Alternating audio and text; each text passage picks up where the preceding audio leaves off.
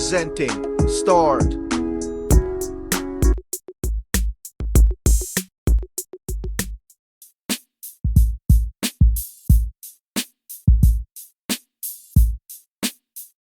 Assalamualaikum, my name is Muhammad Shafi, and today I'm going to start the presentation with the introduction.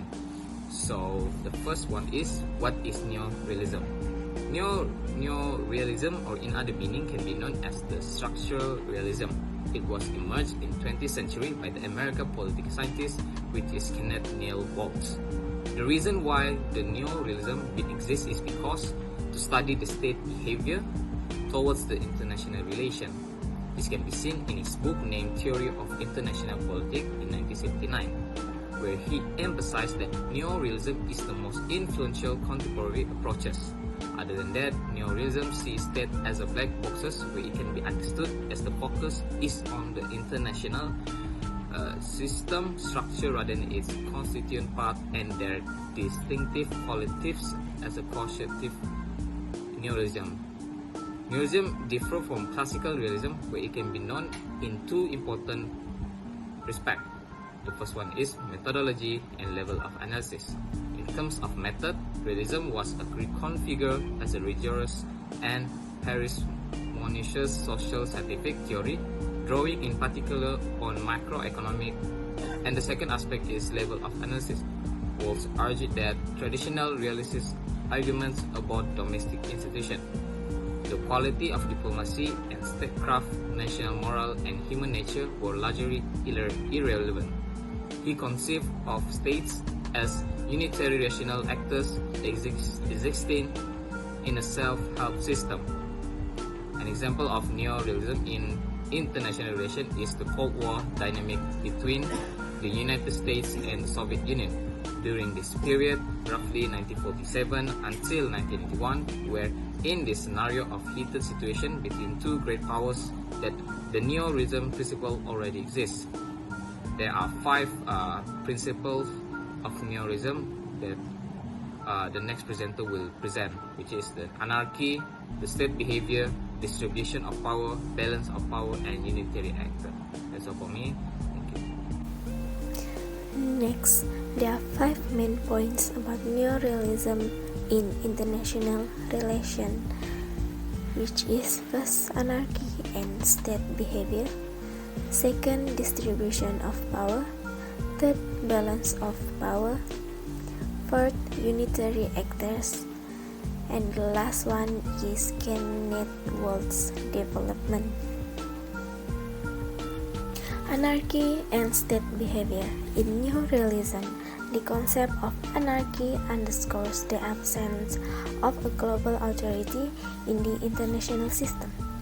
States operate in a self-help environment where there is no overarching entity to enforce rules or mediate conflicts. This lack of a central authority means that states must independently navigate the international arena based on their own interests and perception of security. For example, during times of crisis such as Cold War, the United States and the Soviet Union engaged in a self-help strategy, building up their military capabilities and forming alliances to enhance their security in the absence of a higher global authority. Second is the distribution of power. Neorealism asserts that power is a central factor influencing international relations. The distribution of power among states is a critical determinant of their behavior. A clear example is a post-World War II era when the United States and the Soviet Union emerged as superpower. The bipolar distribution of power during the Cold War influenced the formation of alliances such as NATO and the Warsaw Pact, as states aligned themselves with the superpower that could provide security and counterbalance the power of the others. The next main point is balance of power.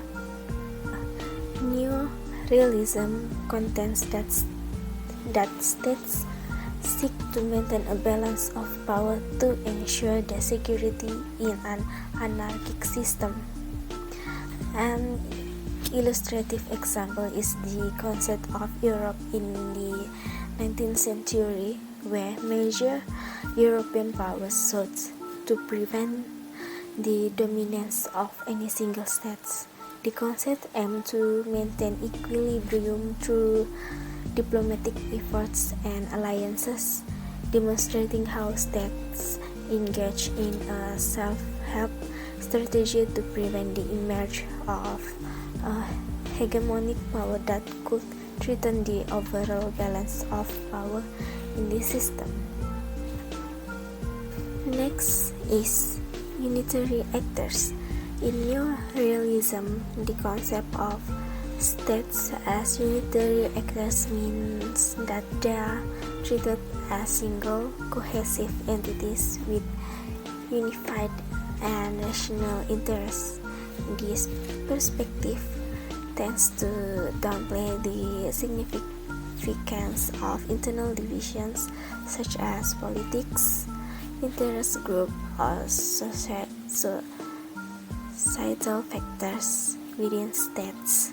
For example, during the Cold War, the United States and the Soviet Union, despite having diverse domestic landscape, were treated as unitary actors in their international interaction.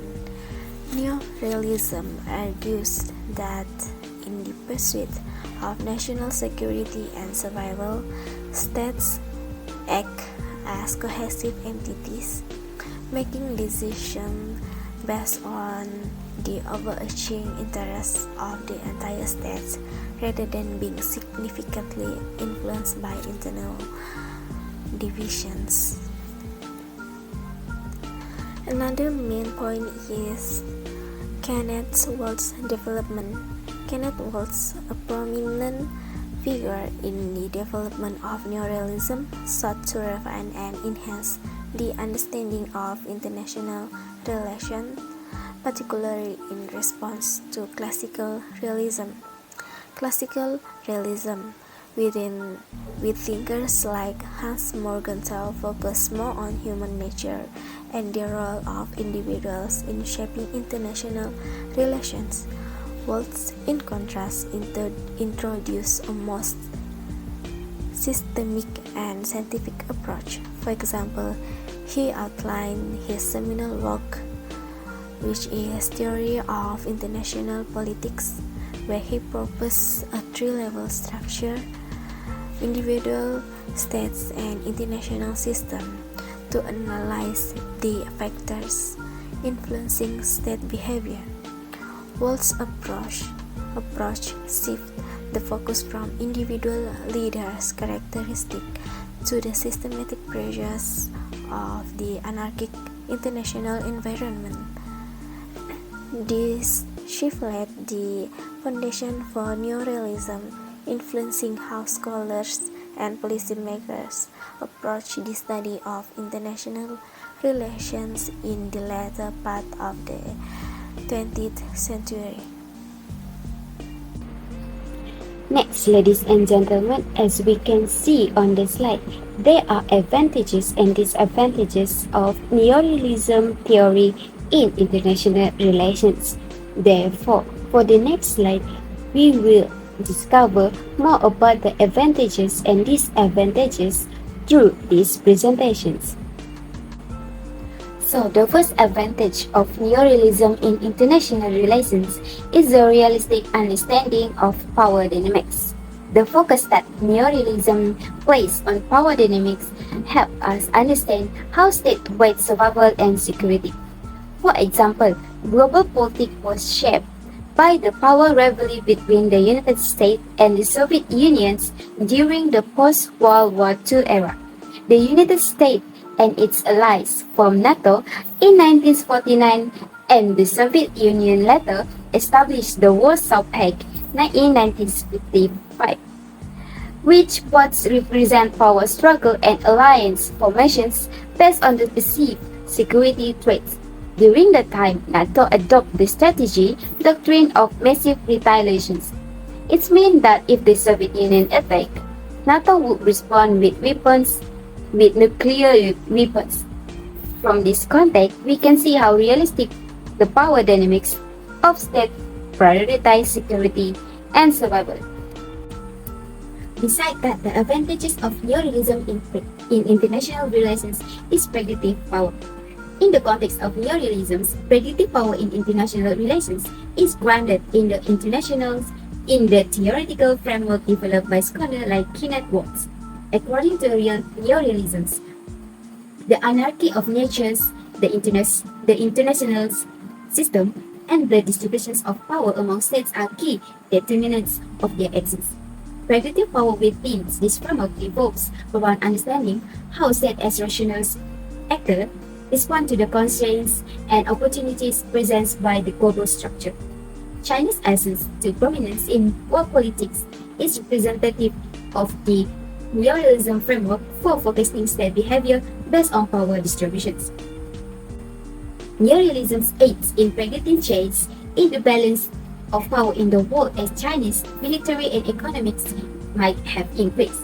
The strategies, alliance, and movement made by different states to counterbalance or align with Chinese growing influence reflect these expectations. Neorealism accepts that states seek to maximize their security in an environment characterized by self-help and the absence of central authority. Therefore, predictions can be made by analyzing the distributions of power, the balance of capabilities, and the strategies, calculations of states. While neorealism provides a systematic and structured approach to predicting state behavior, it acknowledges that the international system complexity and the role of individual leaders can introduce uncertainties. Nonetheless, neorealisms offer a valuable lens through which they anticipate and explain state actions in the ever-shifting landscape of international relations. The next advantage is simplicity and clarity. Simplicity and clarity are fundamental characteristics within neorealisms in international relations, reflecting the theory commitment to parsimony and straightforward conceptualizations of global dynamics. Neorealisms, notably articulated by scholars such as Kenneth Waltz, place a premium on simplicity by distilling the complex interactions in international relations into a few essential variables. The theory contends that the anarchic structure of the international systems and the distributions of power among states are paramount in understanding state behavior. By focusing on these core elements, neorealism seeks clarity in its explanatory power, presenting a clear and concise framework for comprehending the dynamics of international politics. The emphasis on simplicity and clarity serve a practical purpose, making the theory accessible and providing the foundations for predicting state behavior within the constraints and opportunities of the global system. For example, the neorealist viewpoints have explained part of the current conflict between Russia and Western power in Ukraine. A number of evolutions of Russia, a nation of Crimea, and its involvement in eastern Ukraine focus on the country's desire to project its power and maintain its strategic prominence and its surrounding areas. Neorealism's commitment to these principles allow it to offer a straightforward lens through which scholar and policymaker can analyze and anticipate the actions of state in the complex landscape of international relations. While neorealism offers benefits in the field of international relations, there are drawbacks as well. So in this slide, I will explain the disadvantages of neorealism in international relations. One of the key disadvantages of neorealism lies in its overemphasis on state power as the primary determinant of international relations.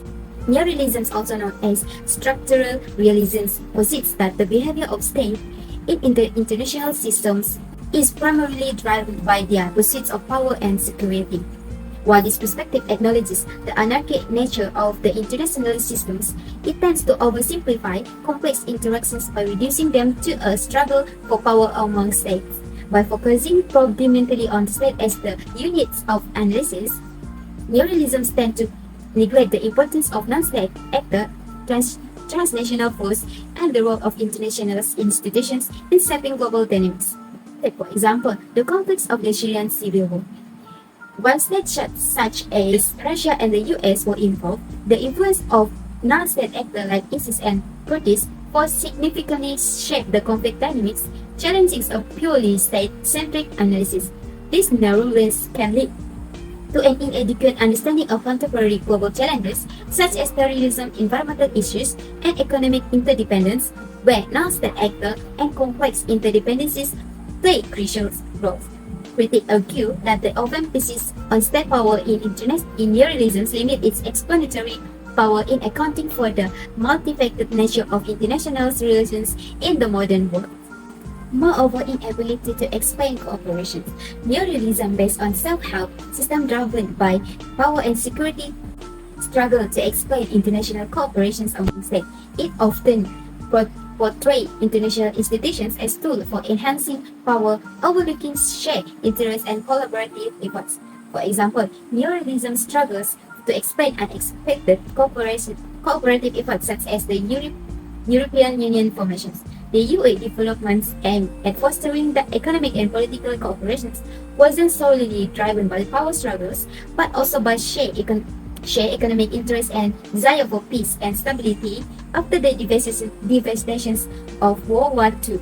This limits its applicability in analyzing the complexity of international relations and accounts for the diverse diplomatic interactions and partnerships that characterize the global stage. Finally, the disadvantages of neorealism is static view of power. The dynamic aspect of international relations is overlooked by neorealism, which take a static perspective of power.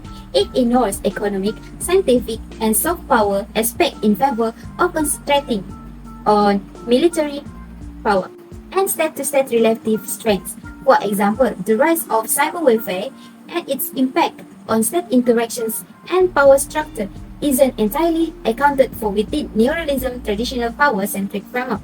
Opponent 10 contend that this static perspective weakens the theory explanatory power in encompassing the whole range of variables impacting international relations and make it more difficult for the theory to adjust the changing nature of power. Assalamualaikum, my name is Muhammad Mirza Hamizan bin Muhammad Noor. Today I want to share about the impact neorealism on international relations. First, power dynamics. Neorealism emphasizes the role of the power politics in international relations, which can also be applied to industrial relations. For example, in a workplace context, this can lead to a focus on the power struggle between the union and management, as well as the strategies each side used to maintain or challenge their power. Next impact is security and survival. Neorealism highlights the importance of security and survival for state in the international system. This can be reflected in the industrial relations by the extent to which company and employees prioritize job security and survival, often at the expenses of other concerns such as workers' rights or the benefits. Next, cooperation and competition. Neorealism suggests that states in the international system are primarily concerned with their own security and power rather than cooperation.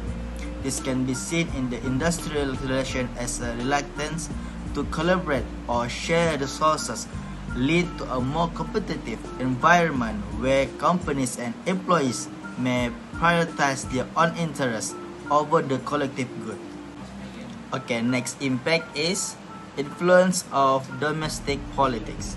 Neorealism has been criticized for its neglect of domestic politics. In industrial relations, this can mean that the impact of domestic political factors such as labor law, unionization, rates, and social policy may not be adequately considered in the analysis of industrial relation dynamic. Last but not least is the last impact is the limit of the cooperation. Neoliberalism's focus on the power politics and limited potential for cooperation can lead to a skeptical view of the prospect for cooperation in industrial relations. This result is a lack of emphasis on the potential for collective action or the development of the cooperative strategies to address a common challenge or interest. So I want to summarize this my point. The neoliberalism's impact on the industrial relations can be seen in the power dynamics between labor and the management, the focus on the security and the survival, the competition between parties, the influence of domestic politics, and the limit of the cooperation, while neoliberalism provides a useful framework for understanding the competitive aspect of industrial relations. It may not fully capture the cooperative potential or the role of domestic politics in shaping industrial relation dynamics. That's all from me. I will pass the next presenter. Thank you. Last part is conclusion. Neoliberalism seeks to explain international relations through systematic factors, in contrast to early theories that often emphasize human nature or domestic politics. It has been influential in shaping the study of international relations and continues to be the prominent theoretical framework. Moreover, neoliberalism has been influential in shaping the study of international relations, offering a systematic perspective that helps explain patterns of state behavior in the global arena. While neoliberalism has its critics and alternative theories, its enduring importance lies in providing a systematic lens through which scholars and policymakers can analyze and interpret the behavior of states in the international relations.